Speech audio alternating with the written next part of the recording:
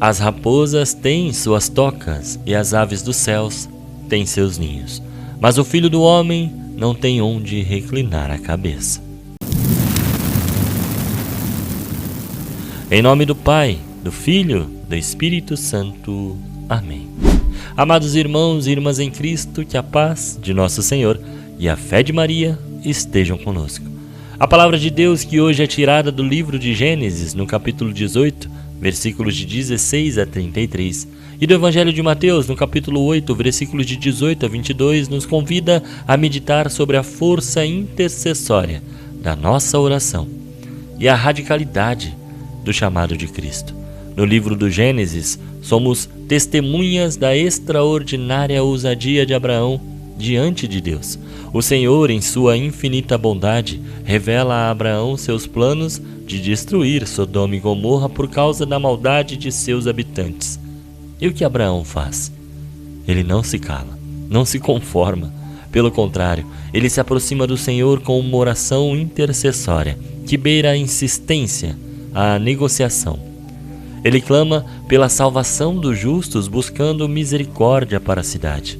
Destruirás o justo com o ímpio? Pergunta Abraão.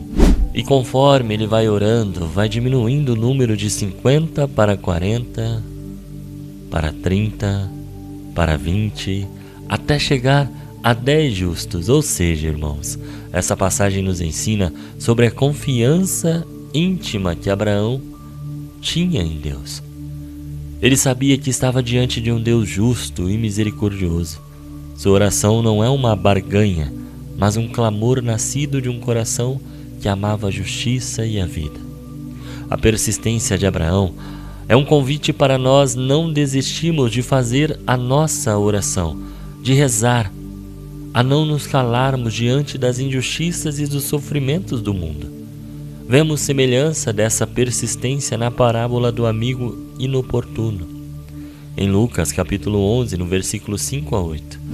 Pedi e vos será dado, buscai e achareis, batei e vos será aberto.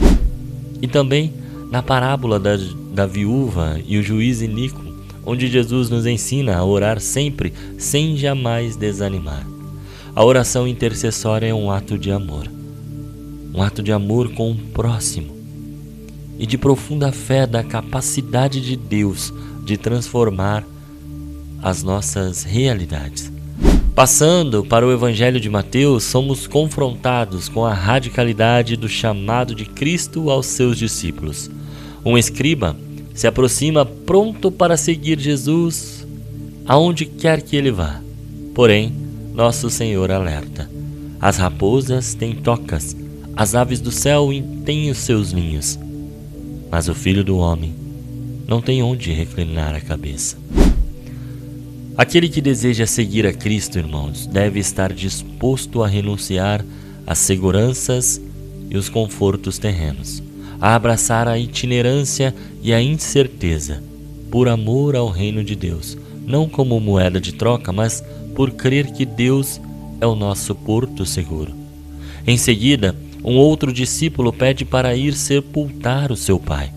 A resposta de Jesus é, à primeira vista, um pouco insensível, parece, e até chega a nos chocar. Segue-me e deixa que os mortos sepultem os seus mortos. Essa frase não é um desrespeito aos laços familiares, aos nossos laços familiares ou aos ritos fúnebres.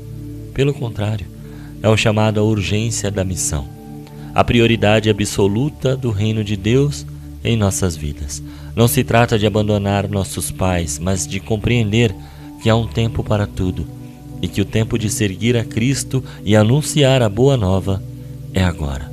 Jesus quer demonstrar que, independentemente do que esteja acontecendo na sua vida, a escolha deve ser sempre Ele, para que nós não desviemos do caminho. Como quando Jesus diz: se alguém vem a mim e não odeia o seu pai, a mãe, mulher e filhos, irmãos e irmãs, e ainda a sua própria vida, não pode ser meu discípulo. O verbo odiar aqui não significa ter raiva, mas colocar o amor de Cristo acima de todos os outros amores, até mesmo os mais legítimos e profundos. É literalmente amar a Deus sobre tudo e todos. Mas isso não te faz melhor ou egoísta, pois o paradoxo de Deus é esse. Quando você ama em verdade e em espírito, você ama muito mais o seu próximo. A intercessão de Abraão brota de um coração que ama a Deus sobre todas as coisas e se importa com a salvação do próximo. A urgência do chamado de Jesus nos impulsiona a agir e a nos colocarmos a serviço do próximo. Não há verdadeira oração que não nos mova à boa ação, e não há verdadeira boa ação que não seja alimentada pela oração. Nossas vidas cristãs devem ser constante diálogo com Deus, um incessante clamor por misericórdia para o mundo e para os pecadores, e uma resposta generosa e radical ao seu chamado. Que a ousadia de Abraão, em sua oração intercessória, nos inspire a rezar com mais fé e persistência pelos necessitados, pelos que sofrem, pelos que estão afastados de Deus e também pelos nossos inimigos. Que a radicalidade do chamado de Jesus nos impulsione a colocar o reino de Deus em primeiro lugar em nossas vidas, renunciando o que for necessário para segui-lo e anunciar a boa nova. Que o Espírito Santo nos conceda a graça de uma oração profunda e transformadora, e a coragem para respondermos com prontidão ao convite de Cristo, construindo assim o reino de Deus aqui na terra. Vamos aplicar a persistência de Abraão em nossas próprias vidas, em nossas próprias orações, e que essa oração nos impulsione à ação missionária, e essa ação missionária alimente a nossa oração.